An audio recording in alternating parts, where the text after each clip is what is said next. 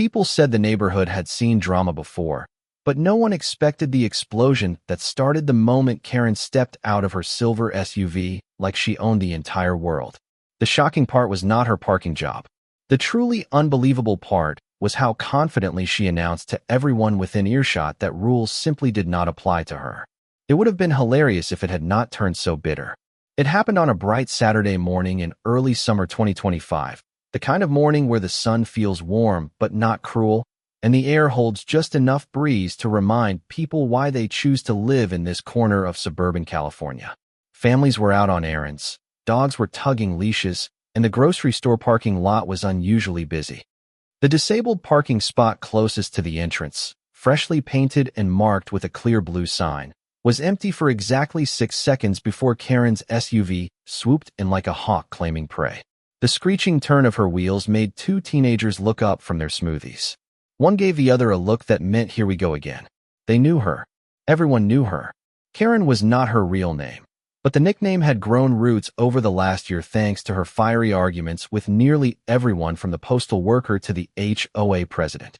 Her actual name floated somewhere between mystery and rumor, but the attitude sharp, dismissive, and always ready for battle made the label stick. A man exiting the store with a walker paused at the curb. A disabled parking spot was supposed to be his guarantee of access, but now he stared at the SUV occupying it with a mix of disbelief and weary resignation. He had been through this too many times. He tried being patient. He tried being understanding. He tried giving people the benefit of the doubt. But his patience was close to done that morning. "Ma'am," he said politely, "this spot is reserved." Karen turned, sunglasses perched atop her hair like a crown.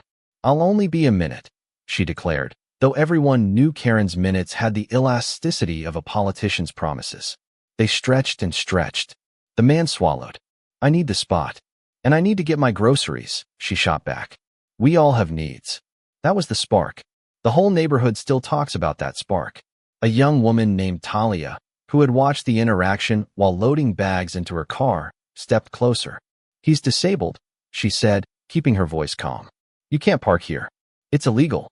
Karen rolled her eyes so dramatically it was almost athletic. The world is full of rules. Some of them are pointless. This is one of them. Someone from across the lot muttered, "Here she goes again." Talia inhaled, held it, and exhaled slowly to keep her composure.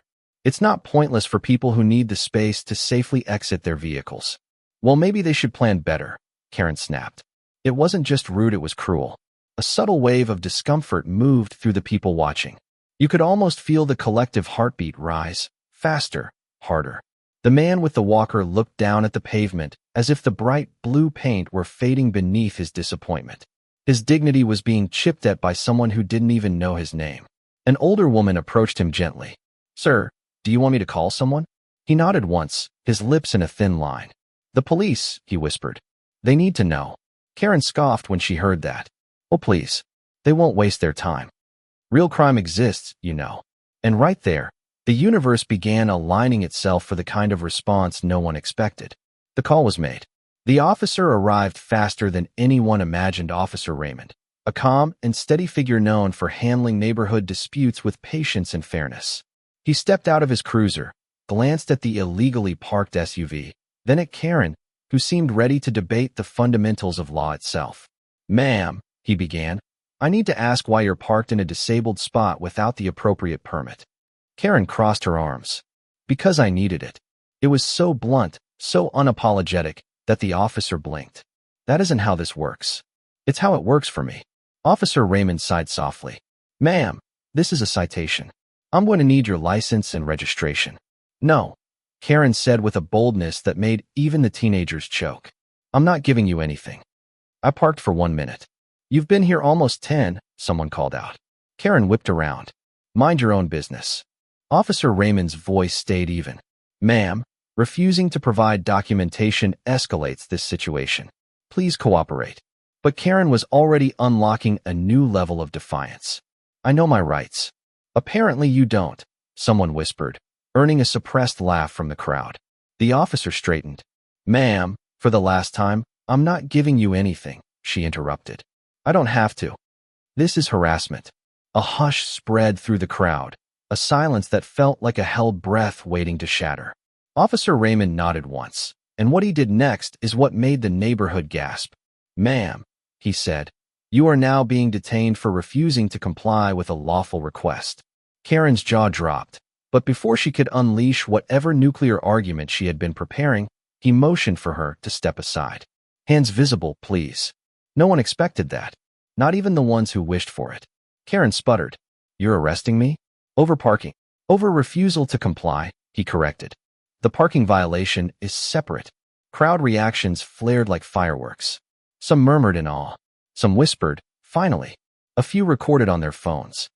But the most powerful reaction came from the man with the walker, who simply closed his eyes in relief, as though someone had lifted a weight off his shoulders. Karen's voice rose several octaves. "You can't do this." Officer Raymond remained composed. "Ma'am, step to the front of the vehicle." "You're ruining my life," she shouted. "You made choices," he replied calmly. "And choices have consequences." Those words became the quote of the week. People repeated them at barbecues, at the mailbox, at the cafe down the street. A wooden board near the lamppost, originally used for community announcements, now became the unexpected centerpiece of the scene. Someone later revealed to be one of the teenagers picked up a marker and scribbled a line across its surface. "You can't take someone else's space and call it your right." Under 50 characters. Sharp as a blade. They propped the board where everyone could see it. Karen saw it too. "That's slander," she barked. "It's an observation," the teen replied. And so the confrontation deepened, simmered, and rolled into a storm of emotions and realizations the neighborhood would talk about for months. Karen had always assumed the world bent to her angles, that rules were optional, that people who followed them were foolish or weak. But that morning, the universe handed her a mirror she could not avoid, a mirror framed by blue paint, and a simple sign meant to protect those who needed protection the most. The officer issued the citation. Then the tow truck arrived. Even Karen didn't see that coming. Her SUV was lifted slowly, steadily, as if the machine performing the task understood the poetic justice of the moment. Gasps rippled through the crowd as the vehicle jerked upward. A few clapped. Some shook their heads. Others documented the moment for the HOA board, certain it addressed a long list of past grievances. Karen trembled with fury. "This is humiliation." Officer Raymond nodded. "It's enforcement." When the tow truck rolled away, taking the silver SUV with it, Karen stood in the middle of the parking lot looking smaller than she ever had. Something inside her cracked, maybe anger, maybe pride, maybe the certainty that she was untouchable.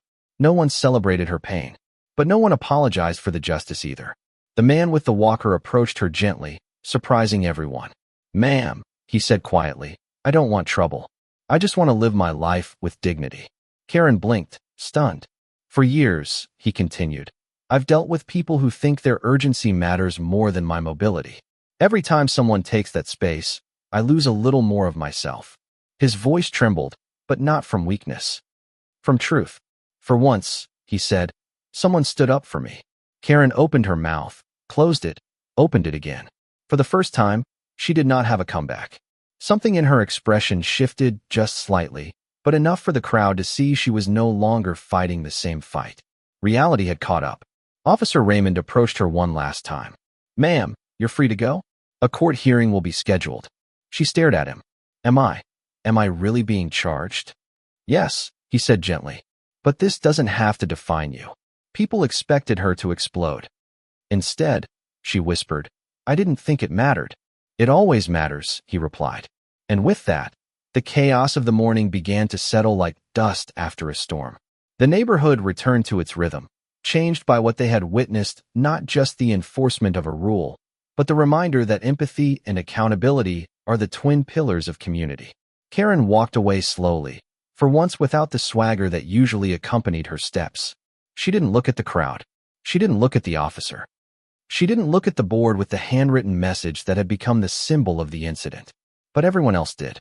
The board remained standing long after she left, a quiet reminder of what had unfolded that morning in 2025, a reminder that the world does not revolve around any one person, no matter how loud they shout. The parking lot slowly emptied after the tow truck's departure, but the tension it left behind clung to the air like humidity before a storm. Every person who had witnessed the scene walked away with their own version of the story forming in their minds, ready to be shared with spouses, group chats, and neighborhood forums. Karen, however, walked alone, her footsteps uneven, her indignation slowly draining into something she didn't quite recognize. Maybe it was confusion, maybe embarrassment, or maybe, for the first time in her adult life, it was the realization that she wasn't the protagonist of every story. The sun pressed down on her shoulders as she crossed the lot, its brightness almost unforgiving. She had expected to rally indignantly, to march into the grocery store and finish her errands as though nothing had happened. But when she reached the automatic doors, her reflection in the glass startled her. Her cheeks were flushed, her posture stiff, her eyes darting like she wasn't sure what she was afraid of. She turned away. Across the lot, Talia stood by her car, still processing what she had seen. She watched Karen walk off, and despite the frustration still simmering inside her, something unexpected tugged at her conscience. It wasn't sympathy exactly. It was more like a quiet understanding that people like Karen often lived inside storms they created themselves, storms fueled by insecurity more than actual malice. But even understanding didn't erase the harm done. Talia sighed deeply and got into her car. She shook her head as she drove off, thinking about how small actions build into larger consequences, how a simple parking decision had spiraled into a spectacle that would be discussed for weeks. Meanwhile, Officer Raymond returned to his cruiser, typing notes into his report with methodical precision. He didn't enjoy confrontation. He didn't enjoy detaining people over avoidable incidents. But he believed in fairness, and he believed in the dignity of the man who had been denied access to the one parking space meant for him. Raymond had seen this kind of entitlement before, but rarely had it been displayed so loudly, so confidently. He hoped Karen would reconsider her choices. Most people eventually did, and some never did. As he completed the report, a shadow fell over his window. He looked up to see the man with the walker standing beside the cruiser. "Officer," the man said quietly, "thank you." Raymond opened his door. "You don't need to thank me. You had every right to that space." "Maybe, but it means something when someone stands up for you." The man hesitated, his hands resting on the grips of his walker. People act like disabilities are invisible unless they're dramatic. "I'm tired of being invisible." Raymond nodded. "You're not invisible to me." A silence settled between them, the kind that carried weight but also warmth. "Take care of yourself," the officer said gently. "You too," the man replied before turning to leave. As he walked away, Raymond wondered how many others had felt invisible because someone like Karen decided their needs were insignificant.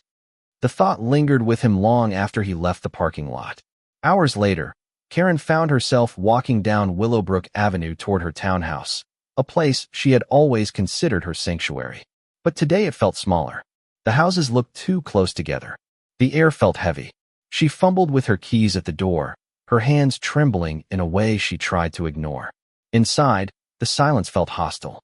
Normally, Karen thrived in noise complaints, arguments, lectures she gave to customer service reps on the phone.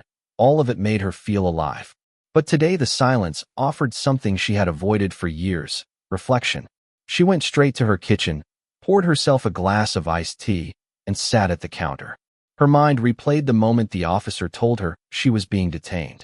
The crowd. The board with the handwritten message. The man with the walker.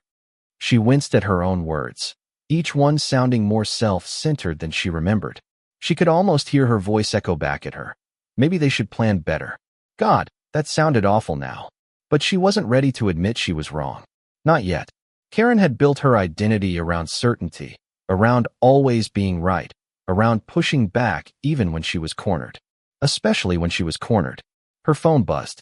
She ignored it. Another buzz. Then another. She finally glanced at the screen and froze. The neighborhood group chat. Dozens of messages. Some were screenshots. Some were short videos. Her stomach twisted. Someone had recorded the confrontation. Several someones, apparently. And the video had already begun circulating. She clicked one clip. Immediately, she heard her own voice shrill, defensive, dismissive. "I'll only be a minute. We all have needs. Maybe they should plan better." She slammed her phone down, her heart racing. She wanted to blame the teenagers who filmed it. She wanted to blame the man who needed the space. She wanted to blame the officer. She wanted to blame the entire neighborhood for watching instead of minding their business. But somewhere deep inside, buried under layers of stubborn pride, a softer voice whispered one truth she didn't want to hear. This was your doing. Karen shook her head violently. No, she wouldn't let guilt win. She refused to let the neighborhood turn her into a villain. They didn't know her. They didn't understand how much she'd dealt with, how much pressure she was under, how much of her life she kept together without help from anyone. She picked up her phone again and began scrolling through the group chat. Comments multiplied rapidly. I can't believe she said that. What is wrong with her? Poor man. He didn't deserve that. About time someone held her accountable. Karen felt heat rising in her cheeks. Rage, humiliation, disbelief, they all collided inside her. She typed angrily, "You all saw one angle. You don't know the whole story. That man overreacted, and the cop was drunk on power. You people always judge me." She pressed send. The replies came almost immediately. Karen, no one forced you to take that spot. You disrespected a disabled man. How is that not wrong? The officer did his job. Period. Karen typed faster, her fingers stabbing the screen. You don't understand what it's like to be targeted. Everyone hates me for no reason. Maybe if people were nicer, I wouldn't have to defend myself all the time. More replies. You're missing the point. No one targeted you. You were in the wrong. Be accountable for once. Karen threw her phone onto the couch. She hated them. All of them. Everyone in this neighborhood acted like they were perfect. They weren't. She'd seen their flaws. She'd heard their arguments through open windows, watched them break small rules without consequences, witnessed their hypocrisy. But when she made a mistake, just one mistake, they pounced on her like vultures. She stood up abruptly, pacing across the living room, her thoughts a whirlwind. She needed to fix this. She needed to tell her side. She needed the world to see she wasn't the monster they thought she was. But how? Her thoughts snapped back to the grocery store scene. What stuck with her was not the officer's stern tone. It wasn't even the crowd staring. It was the man with the walker. His voice had cut through her anger like nothing else. The quiet pain behind it. The exhaustion. The vulnerability. Something inside her stirred, something she didn't want, but something she needed to acknowledge. What if she really had hurt him? What if she really had crossed a line? Karen sat back down, her legs suddenly weak. This wasn't like the HOA arguments about landscaping. This wasn't about someone being annoyed that she played loud music or left her trash cans out too long. This was something different. This was someone she'd hurt who hadn't deserved it. The thought unsettled her deeply. She rubbed her temples. She needed to think. She needed time. But time was not something she had. Not today. Across town, the video continued to spread. At the same time, Talia sat at home replaying the day in her own head. She wasn't someone who enjoyed conflict. She lived quietly, worked hard, kept to herself. But the way Karen had dismissed the disabled man hit something sensitive inside her. Talia's younger brother, Lucas, had suffered from a rare condition that made mobility difficult for years before he passed away. She remembered the countless times people treated his needs as inconveniences. The dismissive stares, the impatience, the whispers. Maybe they should plan better. That sentence burned the most. Everything in her wished the world understood how hard it was for people like her brother to simply exist in a world not designed for them. That's why she spoke up. That's why she couldn't walk away. But now, as the video spread, she felt conflicted. She didn't like public shaming. She didn't like the avalanche of mockery directed at Karen online. Justice mattered to her, but so did compassion. Her phone buzzed. A message from her friend, Nate. You okay? The video is everywhere. She replied, I'm fine. Just a lot on my mind. Another message came from Nate. You handled it better than I would have. She was awful. But don't let this consume you. Talia exhaled slowly. Nate was right. She had done what she believed was right. But she didn't want the situation to spiral into cruelty. She didn't want Karen destroyed. She just wanted people to understand that kindness mattered. Still, a small part of her wondered if Karen would ever learn. Or if this was just the beginning of another storm. Meanwhile, in the quiet of his small home, the man with the walker sat at his kitchen table sipping tea. His name was Henry, though few in the neighborhood knew it. He had lived there for nearly 20 years, but kept mostly to himself. After losing his wife, he grew more withdrawn, finding solace in routine rather than conversation. But today had shaken something inside him. Not because of the conflict had been through worse, but because for the first time in a long time, he felt seen, heard, acknowledged. He thought about Karen's face when he confronted her. There had been arrogance, yes, but beneath it, he sensed fear. Not fear of him, but fear of losing control. He wondered what her life was like behind the walls of her stubbornness. He wondered if anyone had ever taught her how to apologize. He wondered if she ever allowed herself to be vulnerable. He set down his cup and stared at the window. Outside, the sky had shifted to a gentler shade of blue, as if the day were finally exhaling. Henry made a quiet decision. Tomorrow, he would try to speak with her. Not to confront her, not to shame her, but because someone had to show her what empathy looked like. The next morning arrived with a quietness that felt almost cautious, as though the world hesitated before offering Karen a new day. Sunlight crept through her blinds in thin, sharp beams, illuminating dust particles floating in the stillness of her living room. Karen lay awake on her couch, having drifted off there after hours of restless pacing and checking her phone until her eyes burned. The neighborhood group chat had eventually quieted, but the silence was worse than the noise. Silence meant people were forming opinions privately, judging her in conversations she would never hear. Somewhere in the thread, someone had written 3 words that echoed in her mind like a drumbeat she couldn't escape. Just apologize, Karen. Apologize. The word tasted bitter on her tongue. She never apologized. Not really. Not sincerely. In her world, apologies were concessions, admissions that she wasn't in control. But last night had forced something open inside her that she didn't know how to close again. Her pride fought the idea of apologizing tooth and nail. But guilt, the unfamiliar, uninvited, uncomfortable guilt sat in her chest like a weight that refused to shift. She pulled a blanket over her knees and stared at the ceiling. Maybe she could explain herself. Maybe she could tell them she was overwhelmed, stressed, tired. Surely they'd understand. Surely they'd see she wasn't the villain they painted her to be. But deep down she knew an explanation wasn't enough. They wanted accountability. And that was something she didn't know how to give. Her doorbell rang. Karen froze. The sound came again, gentle, not urgent. She stood slowly, smoothing her hair with shaking hands, and opened the door. Standing on her front step was Henry, the very last person she expected to see. He wore a soft expression, the kind that didn't accuse or assume. His walker rested beside him, its tennis ball feet slightly worn from use. He looked tired, but his eyes were warm. "Ma'am," he said quietly. "Good morning." Karen swallowed hard. "What? What are you doing here?" He offered a small smile. "I came to talk. If you're willing." Her instinct screamed no. Slam the door. Shut him out. Protect yourself. But something about Henry's presence, calm, patient, sincere, disarmed her in a way she hadn't expected. "Come in," she said, her voice barely above a whisper. He nodded gratefully and stepped inside. She guided him to the couch and took a seat across from him. For a long moment, neither spoke. Finally, Henry exhaled. "Yesterday was hard for both of us." Karen looked down at her hands. "You must hate me." Henry shook his head gently. "I don't hate you. I don't even want to. Hate doesn't fix anything." His kindness felt like a punch to the gut, stunning in its softness. "Why are you being nice to me?" she whispered. "Because I've been angry for too long," he replied. "Angry at the pain. Angry at losing things I used to take for granted. Angry at the world moving faster than I can keep up. But anger won't make my life easier. And it won't make yours easier either." Karen blinked rapidly, fighting the sting behind her eyes. Henry clasped his hands together. "I came to tell you something. Not to scold you. Not to lecture you.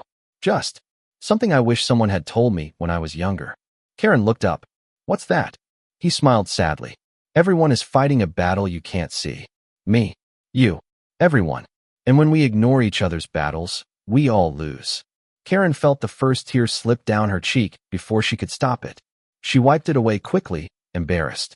"I didn't mean to hurt you." "I know," Henry said softly. "But you did." The truth arrived gently, without accusation, without hostility.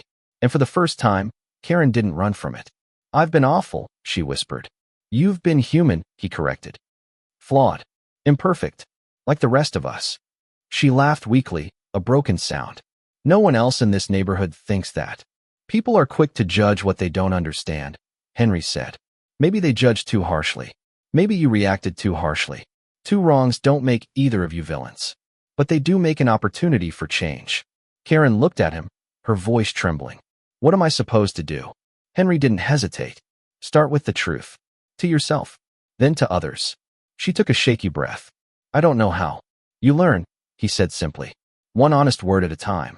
The room fell quiet as Karen processed his words. Henry didn't push. He simply waited, the way someone waits for a wounded animal to feel safe enough to come closer. Finally, she met his eyes. I'm sorry. 2 small words, but they shifted the air between them. Henry nodded slowly, his eyes softening. Thank you. A warmth spread through her chest, strange, unfamiliar, but not unwelcome. It felt like relief. Can I ask you something? She said hesitantly. Of course. Why come here? Why talk to me after everything? Henry smiled. Because yesterday, someone stood up for me. Today, I wanted to stand up for something else. What's that? Hope. Karen let out a breath that felt like a release she didn't know she needed. While Karen faced her moment of humility, the neighborhood buzzed with ongoing chatter. The video continued making rounds, and online debates grew heated. Some argued Karen deserved the backlash, while others insisted she didn't deserve to be torn apart publicly. But no one knew what was happening behind her front door. Across town, Talia sat in her apartment scrolling through the comments with growing discomfort. She didn't like how vicious the conversation had become. She didn't like seeing people dehumanize Karen, even if they were angry. Outrage had a way of turning real people into caricatures. She set her phone aside and rubbed her temples. Maybe she should check on Henry. Maybe she should see how he was feeling after everything. She grabbed her keys and headed out, not knowing she was about to witness something unexpected. By late afternoon, Karen stepped out onto her porch with Henry beside her. She looked different, not in appearance, but in presence. Softer, less guarded, more grounded. They talked for over an hour, sharing pieces of their lives in a slow, careful exchange. Henry told her about losing his wife, about the long nights of loneliness, about the frustration of relying on a walker. Karen told him about the stress she never admitted to anyone, the job she hated, the estranged sister she missed, the crushing fear of being ordinary in a world that punished imperfection. Their conversation didn't fix everything, but it built something new in understanding. When Henry prepared to leave, Karen walked him down her driveway. That was when Talia arrived, parking her car at the curb. She froze at the sight of them together. Henry waved warmly. Hello, dear. Henry? What are you? Talia started, glancing between him and Karen. Karen stiffened, her shame threatening to consume her again. She braced for judgment, for anger, for another confrontation she wasn't ready for. But Henry shook his head gently. It's all right. He looked at Talia meaningfully. She understood. She always understood. Talia approached slowly. Are you okay? She asked Henry. I'm fine, he replied. Better than fine, actually. Karen swallowed, her voice small. Talia, I know you probably don't want to hear anything from me, but I'm sorry. For everything. You were right to speak up. I just didn't want to hear it. Talia studied her carefully. The defensiveness was gone. The bitterness was gone. What stood before her was a woman stripped of her armor, trying to rebuild from the inside out. I appreciate you saying that, Talia said gently. Karen nodded. I'm trying to be better. At least a little. We all are, Talia replied. Something in Karen's chest loosened. Henry looked between them with quiet satisfaction. See? Not so hard. Karen actually laughed, a soft, trembling laugh, but real. Talia smiled faintly. If you need help navigating the fallout, I can. Maybe help point you toward the right steps. Karen blinked, surprised. You do that? After what I said? Sometimes, Talia said, growth deserves encouragement. It was the closest thing to forgiveness Karen could have hoped for. In the days that followed, the neighborhood witnessed something they never expected. Karen showed up at the grocery store and left handwritten notes on the break room bulletin board thanking employees for their patience. She wrote a letter to the Homeowners Association apologizing for her past conflicts. She met privately with Officer Raymond and thanked him awkwardly, but sincerely for enforcing the law fairly. And she delivered a small bouquet to Henry's doorstep with a card that said simply, for seeing me when I couldn't see myself. Word spread quickly. Some people mocked her attempts. Others were suspicious, but many noticed the sincerity. And sincerity, once seen, was hard to deny. Karen didn't transform overnight. She still spoke too bluntly sometimes. She still bristled when she felt cornered. But she tried, and the trying mattered. The disabled parking spot remained freshly painted, a little symbol of the day the neighborhood learned something about justice, compassion, and accountability. Months later, the wooden board from the parking lot still bearing the handwritten message was quietly placed in the community center, where it became part of a small display about respect and empathy. As for Karen, she walked through the neighborhood with a different step, still strong, still proud, but no longer fueled by the need to dominate every interaction. She learned how to listen, how to breathe before reacting, how to acknowledge her mistakes without letting them define her. And sometimes, when she passed Henry sitting on his porch, she'd wave. He always waved back, not because he forgot the past, but because he believed in what came after. The story of Karen and Henry didn't become a legend or a moral lesson taught in schools. It became something quieter, something more real, a memory shared by neighbors who had witnessed one simple truth unfold. People can change, if they choose to. And sometimes the strongest transformation begins with a single word: sorry.